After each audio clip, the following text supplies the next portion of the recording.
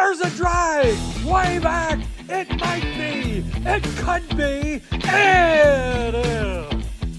Holy cow. Welcome to another broadcast of Bricks Behind the Ivy. Hey, Cub fans, welcome to another episode of Bricks Behind the Ivy. Thank you so much to our awesome sponsors, Wrigleyville Sports, the best sports store in Wrigleyville, and Yaggy Road Roasting Company, based in Valparaiso, Indiana, serving cups of coffee just as special as the moments you drink them in.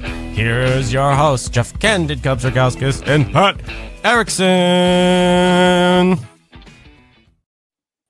Hey, Cub fans. What's up?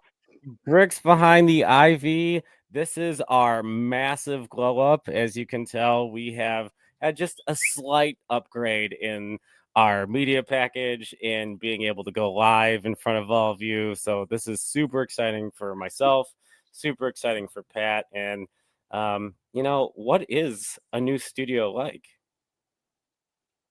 A new pair of underwear, At first it's constrictive, but after a while it becomes a part of you. So if you've watched Bricks Behind the Ivy before, you know how much I love to A, reference Wayne's World, B, use clips from Wayne's World, and C, that is possibly my favorite movie. I even have little tiny Wayne. Excellent. And also all right, a little tiny Garth at my desk kind of at all times. 5 minutes for me is Aurora, Illinois, so maybe I'll go get you some donuts from Stan Nikita's.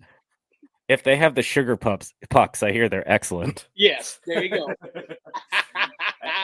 Anywho, let's get to our regular content. This is kind of a live show, so if you have questions, comments, feel free wherever you're watching on YouTube, Instagram, Facebook, Twitter, wherever you're watching right now. Feel free to leave us a comment. Maybe we'll put your comment up on the show. Maybe we'll answer your question. So thank you so much for watching.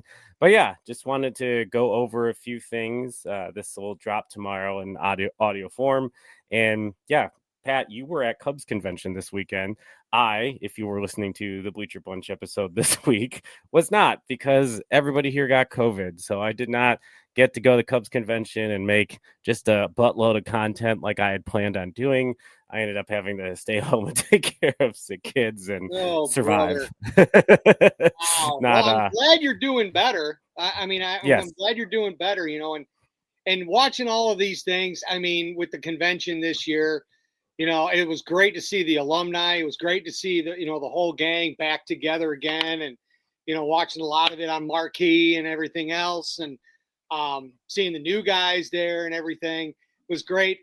The one thing that did stand out, and I'm sure Cub Nation will agree with both Jeff and I, is due to, and we'll get to it later in the podcast, but due to some recent comments by our commandant, Tom Ricketts, he was lit up like a Christmas tree, and rightfully so. And like I said, we're going to get into that here in a little bit, but the greatest thing about the whole convention, it was the convention itself, but to know that, coming here pretty soon in about a month, pitchers and catchers are going to report. We're actually the first team in Major League Baseball where pitchers and catchers report. So it's coming, folks. We just got to battle with this cold snap we're in right now, but it's coming. Yeah, I believe they're allowed to officially gather sooner just because they are going to Japan to play that really extremely early opening series out in Japan versus the just okay to not very well built team, the Dodgers. My lord, the Dodgers continue to get richer, and at the dismay of the Cubs today, which we're going to talk about that a little bit later. Yep. So, Pat, you got to spend Saturday at CubsCon spreading the good word that is Bricks Behind the Ivy and having some of your own fun as well. What were the highs of CubsCon? Did you feel the energy? Seeing all the guys there, seeing all the fans, reconnecting with a lot of the the traditional fans that were there, seeing a lot of the young faces there, just being a part of all of it, and it was good to see. All the guys. I mean, to see Sandberg there. I mean, and you all know how crazy I am about Rhino. And the fact that he still knows me by name is kind of scary. So my friends from college think I have a restraining order on him, and probably rightfully so. We got that. Yeah. But so there's that. And then to see Sammy running out with the flag, kind of bringing back all the feelings from after 9/11 and everything else. I think it was good to kind of get him back in the fold. I know it was a long process to get him back here. I know Stu over at Club 400 has said a few times, on Club 400's podcast that it took at least 3 years for it to happen. So it was kind of good to see him kind of come back and to do all the fold there. But, like I said, it was just it was just a great thing, everybody back together. And like the convention, like listening to it on the radio, like seeing it on marquee all weekend long, it kind of gives, and maybe this and Jeff, you probably fall in the same boat. It gives you the traditional hope springs eternal, and I was watching something the other day. The CEO of Circa Sports already predicted the Cubs can win the division. Oh, wow. I believe it was 86 or 87 wins. They said that the Brewers kind of fell off with their losses and lack of acquisitions, et cetera. So on down the line. So they picked the Cubs to win the division. I see it, but I don't. And maybe, who knows, maybe it's just the rest of the division isn't kind of competing up with it. So, so we'll see, and the other thing, and just as a quick side note, first of all, Nick, how are you? He's down in Georgia watching live right now. So spread the word down there. But as a quick side note, it's baseball related, but not Cubs related. The other big story of the weekend was the passing of Bob Uecker. Yes, I know that he's the dreaded Milwaukee Brewers at Wrigleyville North up there, but Bob was the epitome of baseball. Me growing up, it was Harry, Jack Brickhouse, and Bob Uecker, and so I think Cub Nation, just send your condolences up north of 94 there, but hope springs eternal, Jeff. I'm hoping this is going to be the year. Fingers crossed. Who knows? Yeah, I think, from someone who just kind of watched the content on Marquee, which is, kind of one of the purposes of having your own flagship station is to be able to kind of pick these things up. And yeah, I watched some of the panels and was able to look at, some of the nitty gritty of what was said by the front office. We had some podcasts this week, some media buzz up. Going into CubsCon this week, we had Jed Hoyer was on David Kaplan's podcast making some commentary, and then we saw Tom Ricketts start making his rounds on the media cycle. Yeah. I think it's tough. Owners are never going to be the good guys unless you're the guy running the Suns, who's giving family-friendly discounts on concession stands, or you're Steve Cohen, who uses his piggy bank as building his favorite fantasy team. But even after signing Juan Soto, I haven't really heard a ton about the Mets. But it is kind of weird, kind of like Jed Hoyer had talked about. There's a lot of offseason left for a certain number of players that are still talented, but there was a lot of activity early this year on some of the really big names, but now we're sitting here and we're just kind of struggling a little bit with getting things traction going and figuring out what the rest of the Cubs roster is going to look like. So that's that's a little frustrating, but I want to talk about specifically, and I hate to kind of harp on this, but Tom Ricketts' comments specifically, and he was on 670 Score, and his comment on Tom Ricketts said, for fans calling for Cubs to spend more, they think somehow we have all these dollars that the Dodgers have, or the Mets have, or the Yankees have, and we just keep it, which isn't true at all. What happens is we try to break even every year, and that's about it. Pat, what do you think of that statement? Give me Tom's address. No, yeah. here's the gist of it. First of all, and it's unfortunate, but I'm not surprised by that comment. Tom has always been, and he's always said that he's been a diehard Cub fan, and I'll give him that. He grew up in Wrigleyville, blah, blah, blah. But at the end of the day, he, with the TD Waterhouse and the trading companies from his family and everything, at the end of the day, he's a businessman.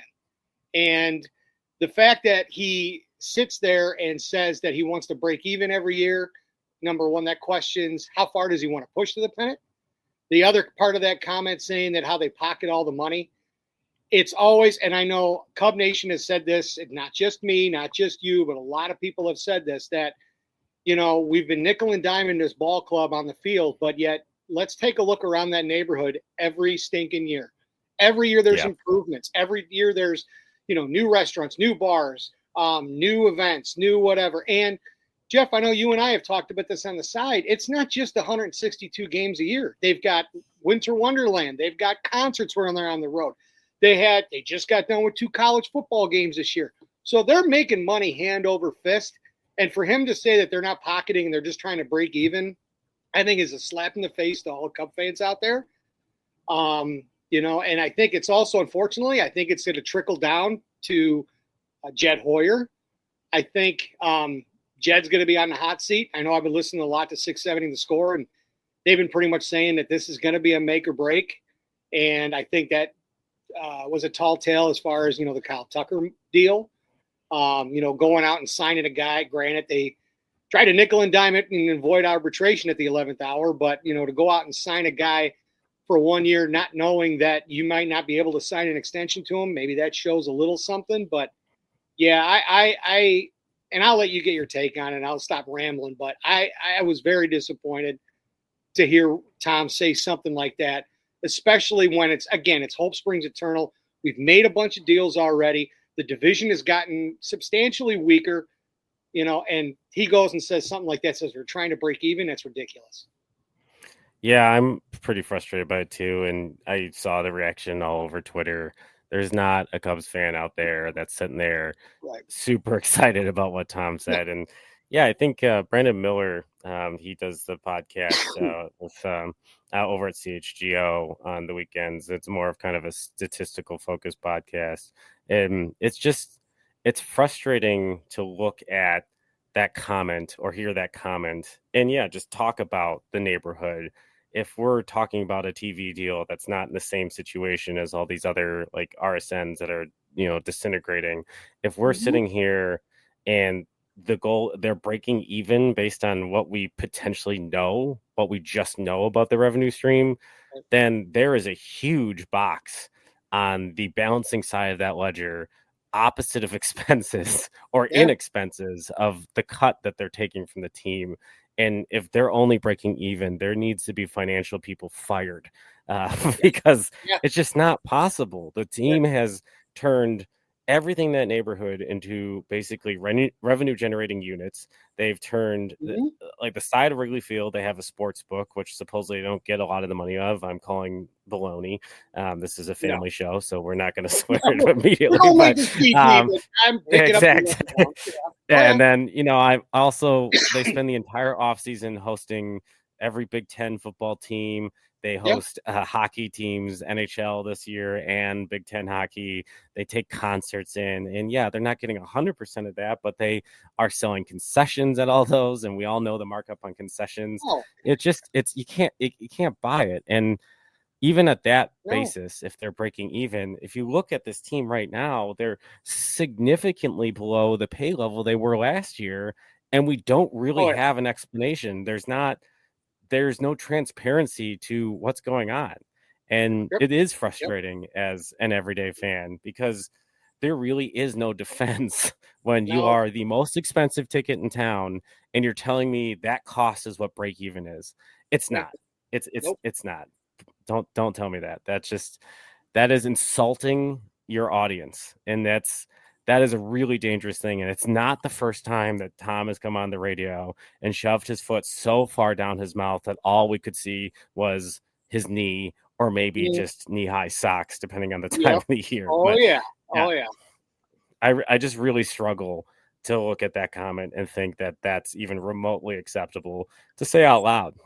So anywho, I guess, instead of beating to death Mr. Ricketts and talking about... And here's the deal. At the end of the day, it's not going to change. So the players need to see that. The players need to hear what he's saying, and they got to outperform on the field. It's almost like, and again, I'm going back to a good old Bob Ueckerism. It's like the movie Major League when they find out the owners are just trying to nickel and dime it so she can move the team to Miami. That's what this team needs to do when they hear Ricketts saying all he wants to do is break even. Shove it down their throat. Weird. They can make a sequel to Major League about the Oakland A's. Yeah, they could. Oh yeah. Yeah. But yeah, it is tough, and I know that there was a comment of like, "Do you enjoy being an owner of the Cubs?" And he said that he loves the Cubs, and it still like defines his off season and all these other things. And yeah, like that's great. I love that you love the Cubs. I love the Cubs too. But yeah, I think we need, as fans, you need to either open the books, which could be coming in 2027 as the labor deal expires then, and we're looking at potentially just tectonic movement in how the baseball's revenue might be distributed, how they might look at salary cap or salary floor, because I know people are frustrated with how the Dodgers are behaving, but they're not doing anything illegal. They've just assembled through trades and all these things and used a farm system and their money to bring like Shohei and all these stars there. And now they're the super team, which like good on them maximizing their Shohei Ohtani window. They know that he's in his prime right now. And yeah, I know that people are like, well, that's the best rotation ever assembled. But and Tyler look what Glasnow got him. Ohtani's influence got him Sasaki.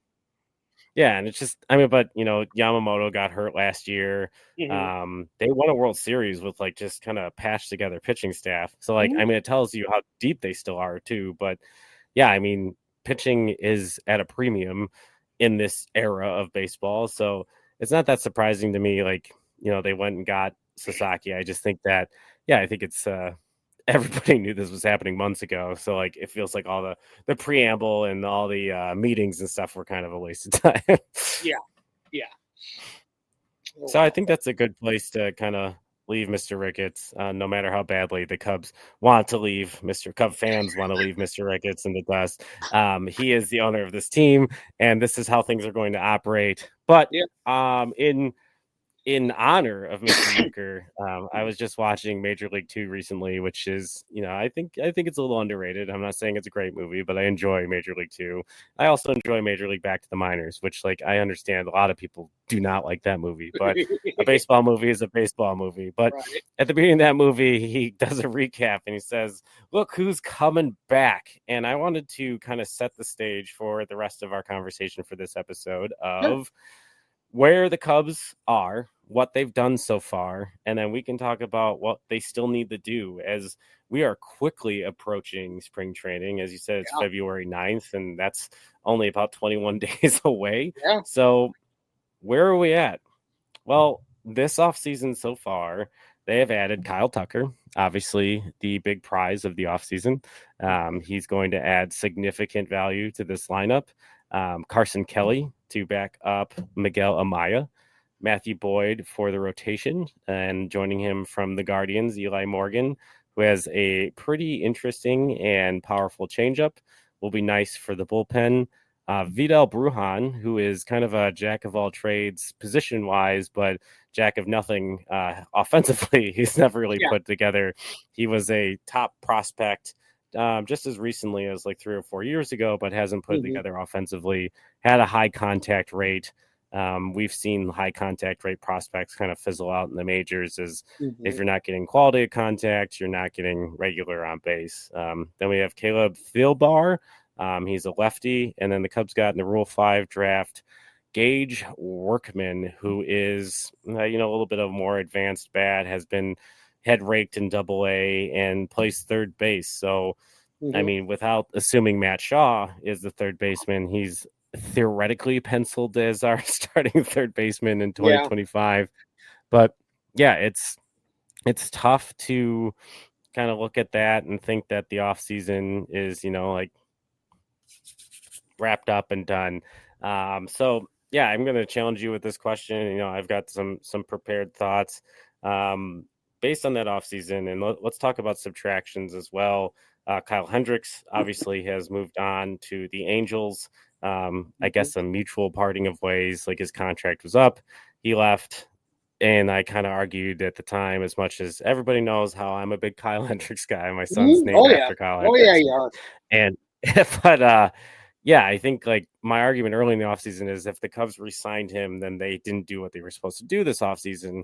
And I guess like I'm mildly concerned that Matthew Boyd and Colin Ray aren't exactly these huge upgrades to what Kyle Hendricks would provide to the rotation, and I have a concern about that. But yeah, Pat, if you look at, and then obviously Bellinger and Paredes are gone from this roster as well. So if you look at this team right now, the 2025 Cubs, what are the things you think they still need to do this offseason for you to feel a little more comfortable about them being able to compete for the division? What would be your first priority? Well, I think honestly, the first priority I would still look at pitching, and to be honest, I think that they may be okay as far as starting is concerned. I know it's kind of piecemeal towards the back end of the rotation, but I do think that they got to shore up that bullpen. I mean, they really got to get some decent arms, especially a closer. Now, I know Tanner Scott was just signed, shockingly, by the Dodgers, who seems to get everybody. But in any event, I think we need to get a bona fide closer.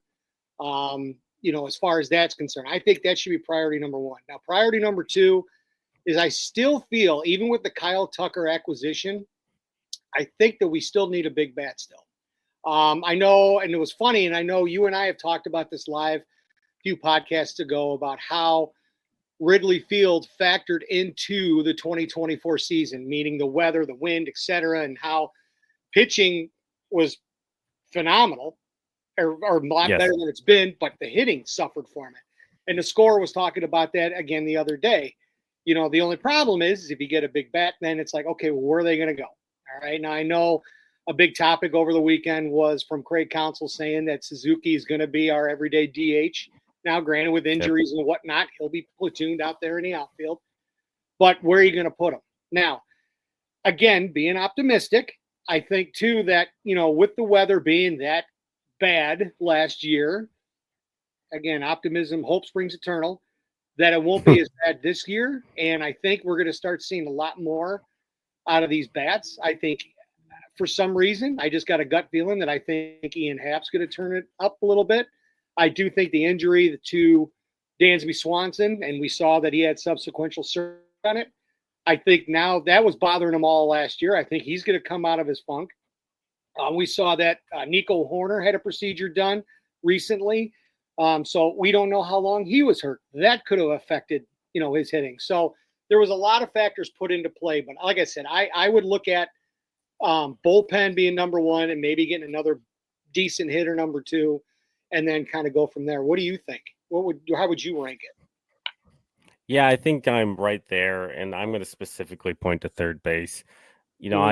I'm just as excited about Matt Shaw as a lot of other people. Yeah. I think he could be a hell of a player. He's had a really nice, numbers put together at AA Tennessee last year, and put some decent numbers up in his, shorter time at AAA. But I think the issue I have is how this offseason mirrors so much of last offseason and the offseason before, in which we are walking into spring training potentially with the same question marks we've had for several years. And those are the big three, where Kyle Tucker is a big bat, but we have to remember we subtracted Cody Bellinger. And yes, we've raised the ceiling of what that outfielder is, because we can, I guess, pencil him in as right field.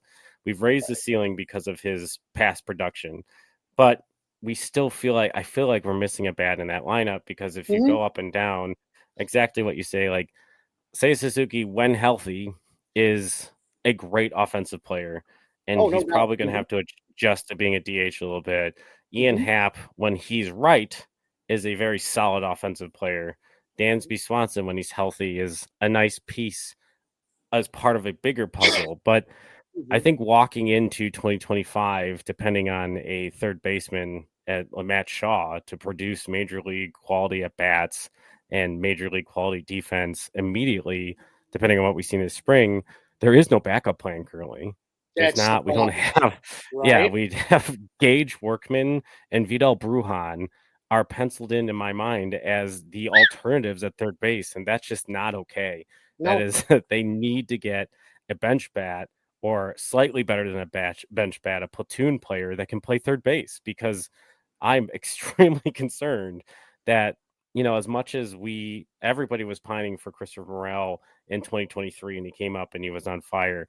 And then last year, we kind of gave him the reins, but inappropriately did not prepare him really to play third base until later in spring training. And then he was just an awful third baseman, and he was lost. His numbers always were just kind of, well, like, if this goes right, like he's got a lot of bad luck in there, which he did, like, but offensively, he was a big black hole in the lineup. And I'm just worried about that happening again. And then the other two things, back end relief help, which the Cubs still have time. There's still guys in the market. There's a lot of guys that they've been tied to that will bring that. And then a front end piece to the rotation. And I'll go a step further. And I know I said only three things, but average velocity of this rotation and their approach, like the K rate of this group is low, which just brings up so much opportunity for the ball in play to move the needle on these games. So I really wanted them to focus on getting swing and miss stuff in this offseason. And usually that's tied to velocity, not always, but usually.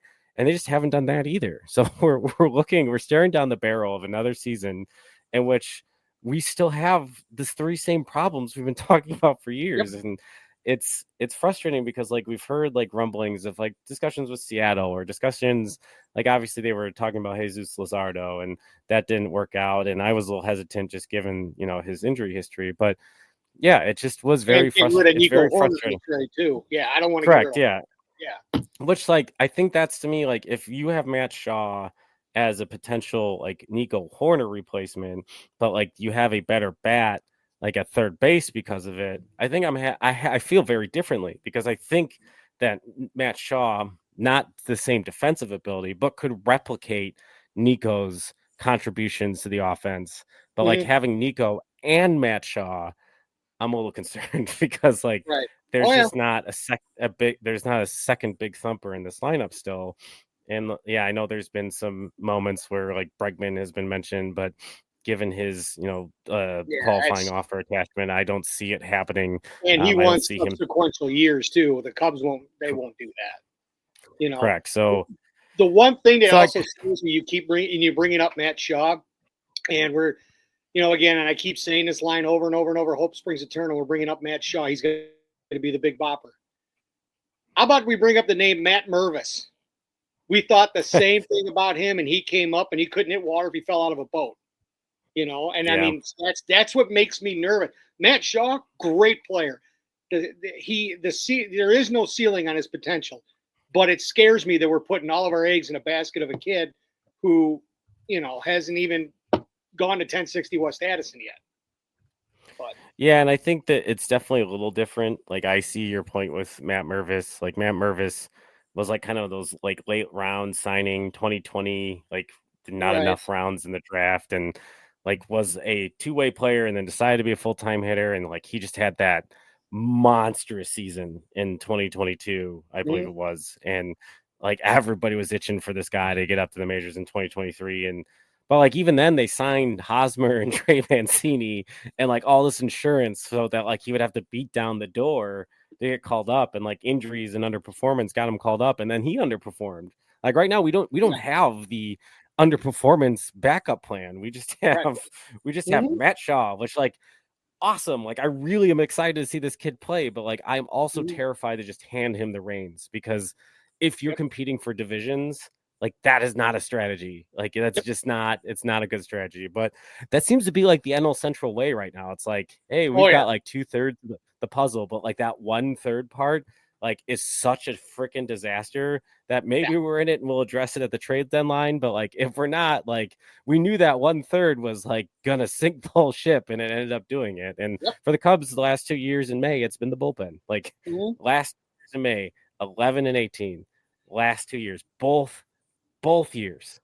That's nuts. It's they're 22 and 36 in May in 2022 and 2023.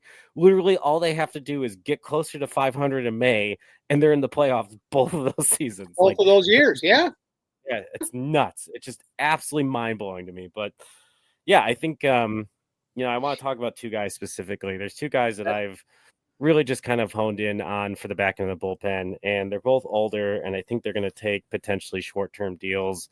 We'll see. but one of them is Kenley Jansen. I've always been a big Kenley Jansen fan just because, he's got solid velocity, but he is a little bit of that Mariano Rivera build of like, the cutter's coming, like, and people still can't hit it. And he's done it so well for so long. He's 37, obviously, like he's still doing it, which is really cool. And yeah, his K rate is still, in the 84th percentile in the majors last year. He's got 447 career saves. His whip is still about 1.06.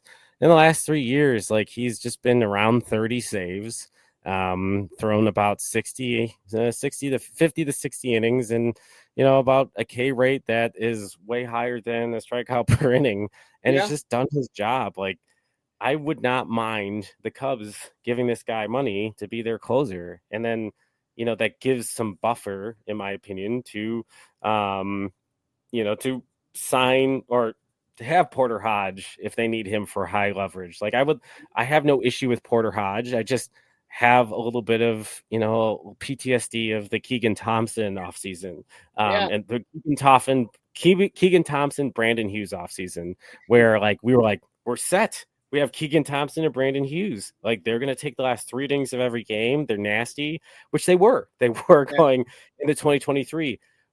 Brandon Hughes got a knee injury and has never really been healthy since.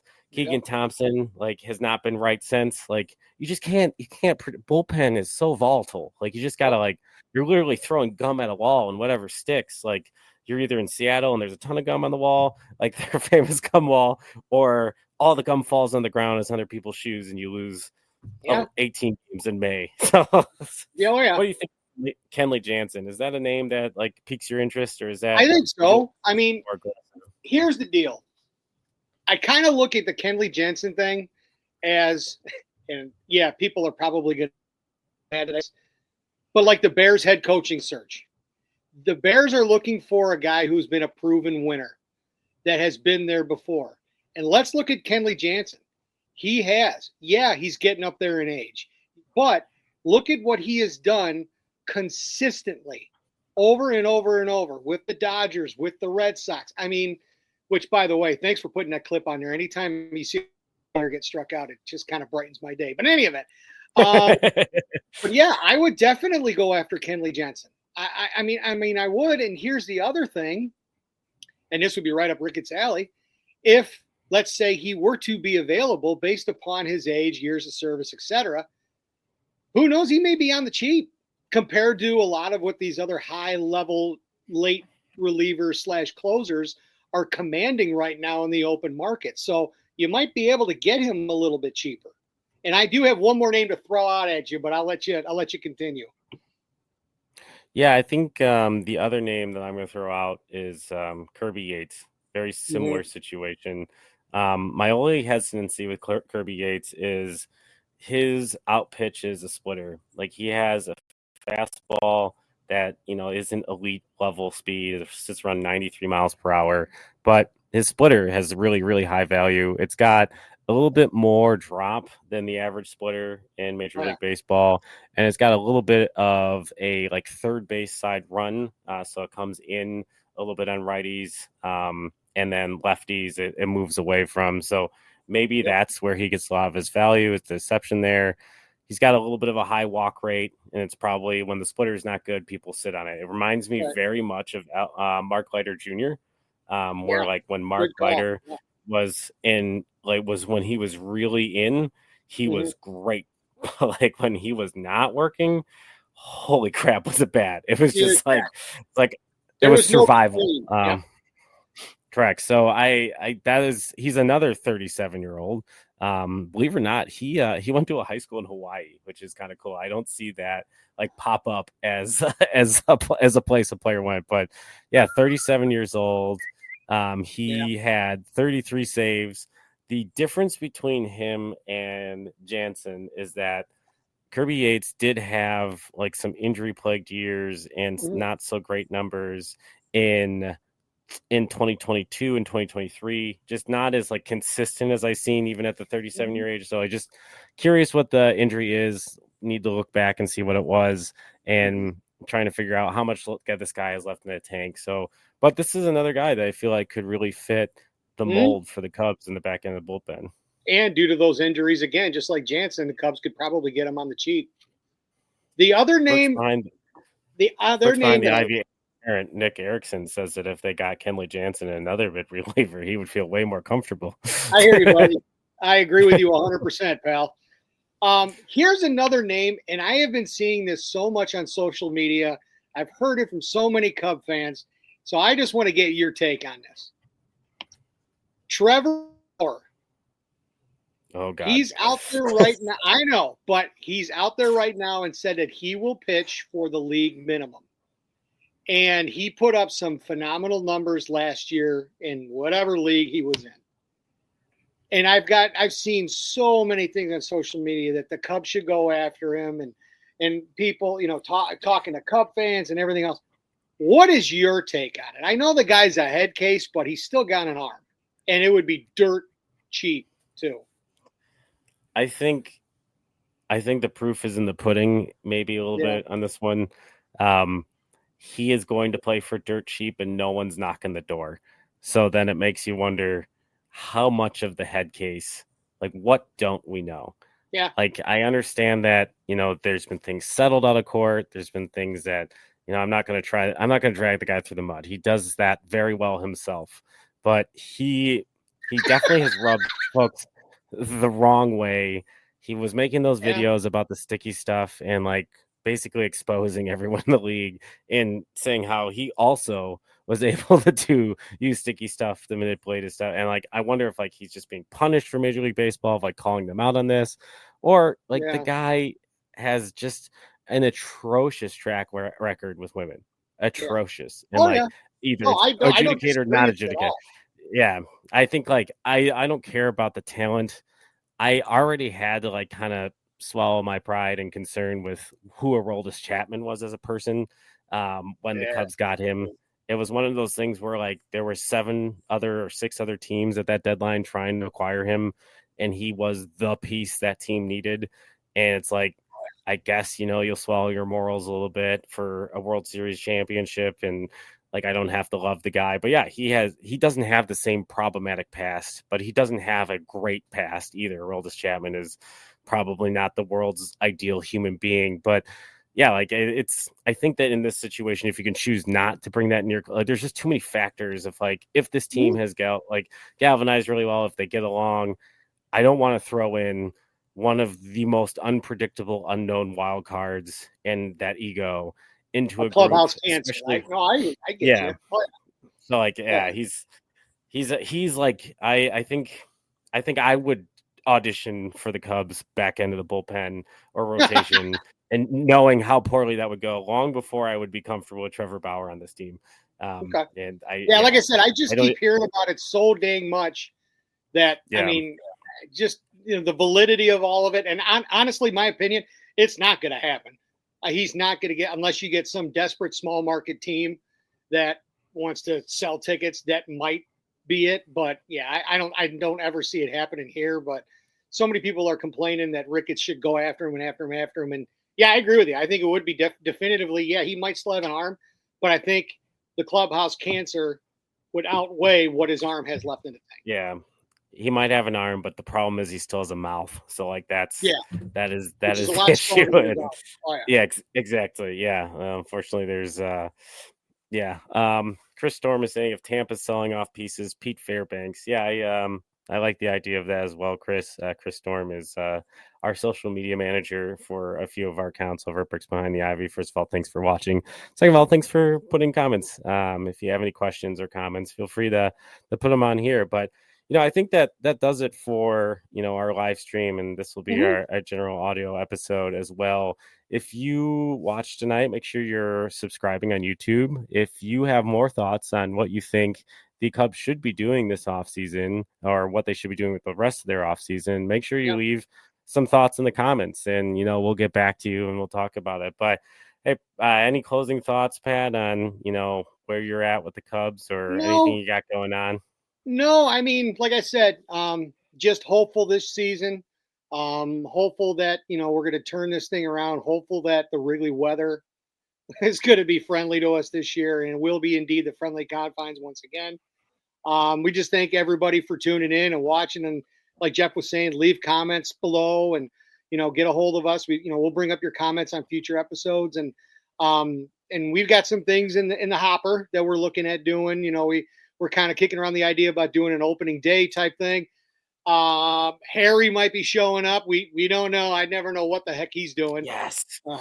Yeah. So we'll see what he's doing right now. I think he's down in Arizona right now, probably bothering the Lord knows who. But in any event, yeah, we just thank you very much. Subscribe. And we couldn't do this without you guys. We really, really couldn't. Cub Nation is a strong nation, and devoted and devout fans. And as Harry would say, the Cubbies will thrive in 25. So fingers crossed.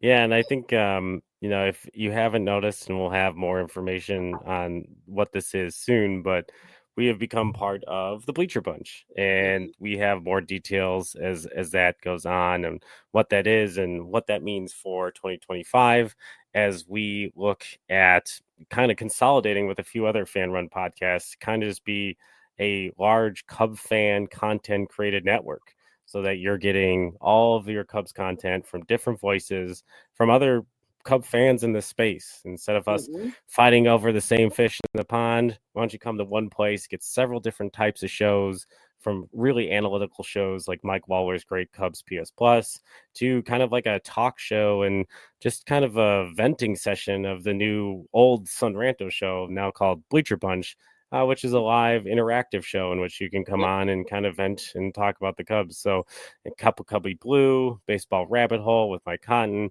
a bunch of these shows are coming together. And I'm working on a new show called Beyond the Ivy, which will be a national baseball show. So we can talk about teams outside of the Chicago area and get you all caught up on what's going on in the rest of Major League Baseball, just in case you're just way too focused on Clark and Addison, much like most of us are. Yeah. But I do want to make one more point. I lied. I always have to kind of look at some of the numbers, and it's a little bit of a situation where I just love using my calculator. And, well, I wanted to look at talking about the Cubs pitching.